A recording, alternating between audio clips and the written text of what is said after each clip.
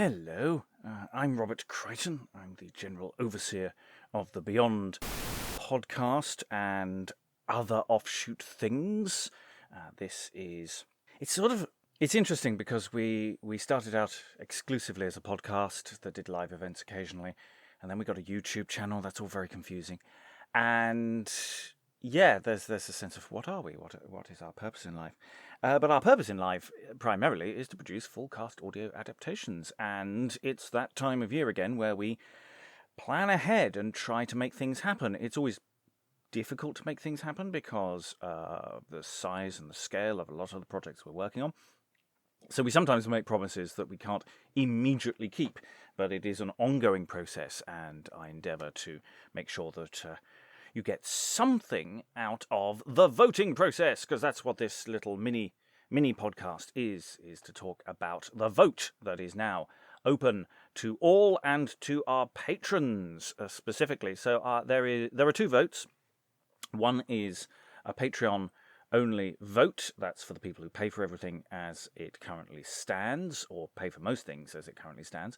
And that is to explicitly vote for a play that we're definitely going to do in the next year to 18 months. Last year, they voted for the Tragedy of Iphigenia as translated by Jane Lady Lumley, which we've just finished recording, and I'm going to go into the edit of that over the summer. But they have previously voted for the Tragedy of Mariam, the Tragedy of Antony, both translated by or written by women. And you may notice a pattern there. But they have also voted for many other things, some of which haven't quite passed the line. And that's one of the issues we have, is that we don't have a vast number of patrons, enough to certainly produce at least one big show a year, but increasingly, hopefully, more than one. And we're hoping also we're doing live shows. We're going to be able to do more with what we do, because obviously paying audiences, hopefully for live shows, will increase the potential of what we do. And so this year we're doing a more explicitly public vote to go with it as well. And to say, one of the problems with a relatively small number of people voting for things is plays don't tend to actually get across the finish line. So I've got quite a lot of plays that all have basically the same number of votes, because either the same people vote for it every year, or they give up and then they vote for something else, and everything just ends up basically with this no-score draw. So last year, for example, we pretty much had the same number of votes for Arden of Faversham and Iphigenia, but Iphigenia just got across the finish line, because it also had additional sort of sideways votes of people saying, well, they'd like more women's writing and things like other things. So there's occasionally a bit of an interpretive element to the voting process. So the public vote is partly to help nudge certain plays across the finish lines in case we don't quite have enough people voting for things, but also to just set the agenda. And as I say, if we have more money, or we can get money from other sources that aren't the patrons, then we will be perfectly happy to go into full production, if not do more prep work. So, for example, Arden of Faversham last year didn't make it across the finish line, but we have done a whole series of goings over of the text in detail for the podcast as a sort of bonus thing, and that makes it a lot easier for us to produce it further down the line. And so other plays in the past that have been voted for but we haven't quite finished, A Game at Chess, we said 4 years ago, that that's going to take a long time to get ready, and we're now aiming for doing that in time for a series of events next year for the 400th anniversary of A Game at Chess by Thomas Middleton. So even if things don't immediately happen, your votes do matter to us, because they set the agenda. So if you're just a listener, nothing just about being a listener, and are not a patron, you can vote. There is a form on the show description. There is also a form on the website. If you are a patron listening to this on our Patreon feed, then there is a explicitly patron-only version of the form. And patrons also, we've opened this year again. We haven't done this for a few years because of the plague, and we weren't very good at organising this before, but we're in a much better place for it now.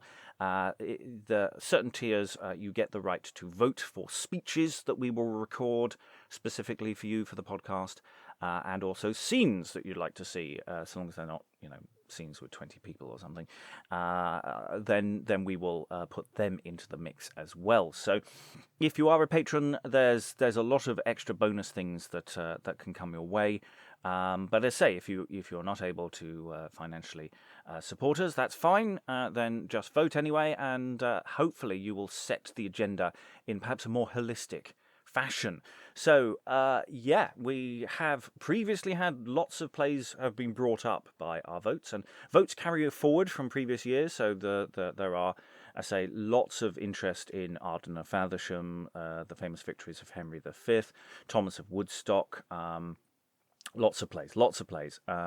Hoffman, Solomon and Persida, Damon and Pythias, Elder Brother, Coxcomb, 4 plays in 1, Edward IV, Every Man Out of His Humour, What the Hell is Wrong with You, Friar Bacon and Friar Bungie, a brace of Lilies, Lily plays are in there, fair amount of George Peele. There's a lovely smattering now, but I say nothing really going directly over the finishing line. And I say, the more patrons we have, the more we're able to produce, the more we may be able to pass on to other people to produce for us.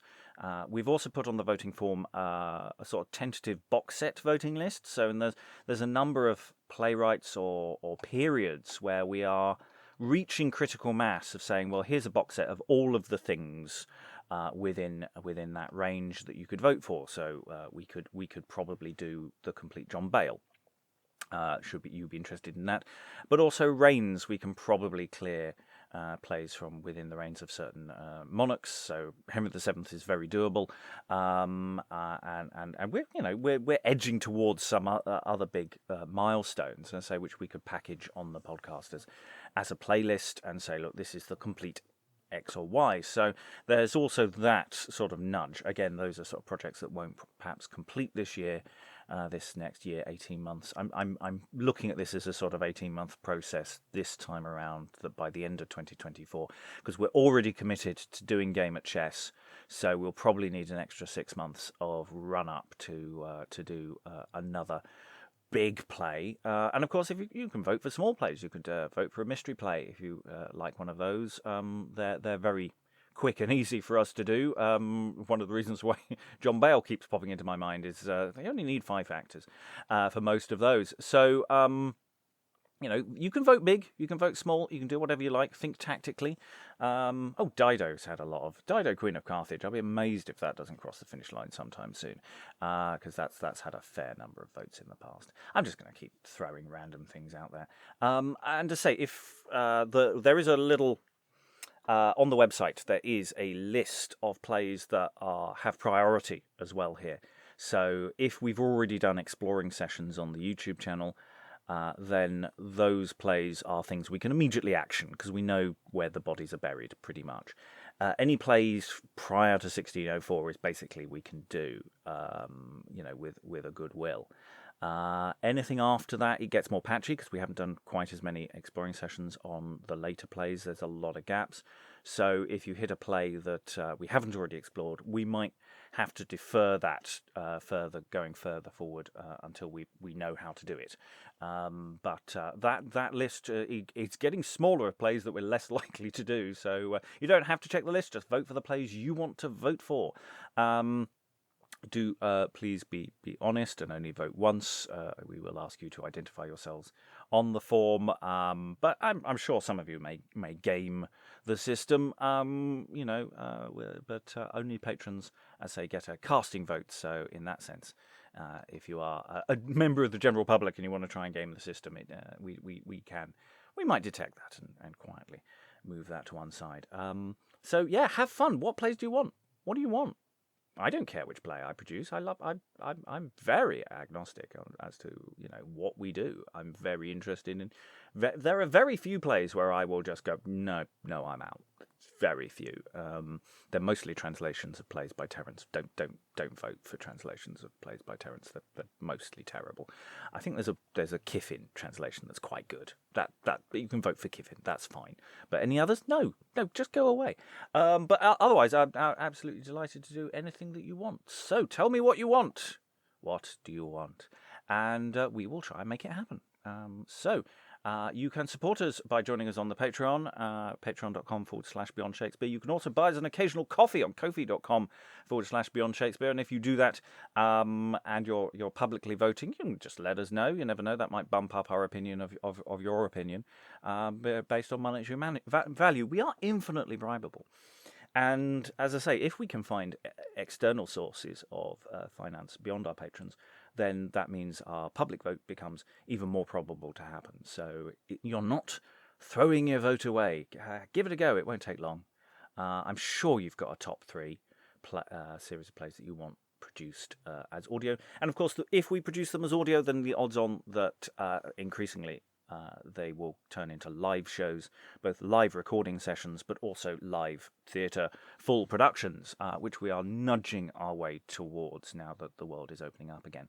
So we are a coiled spring. That's what we are, full of potential. And if we can get the audience and the money and the interest, then we will make things happen. So give us a buzz, fill in the form, let us know what you want, and we will try to make it happen. I think that's enough waffle from me from this little mini-sode. Normal episode next week. You haven't lost a normal episode this week, by the way. I released one on Tuesday to make sure that you weren't left out. So this is a little bonus-et on Friday. So next week I think you're getting more merry, conceited jests. So I say, let us know. You've got till the end of June. End of May, beginning of June. 3rd of June, I think, off the top of my head, is the cut-off date. I will be checking all the forms from the 3rd of June onwards. That's 2023, if you are listening in the future. If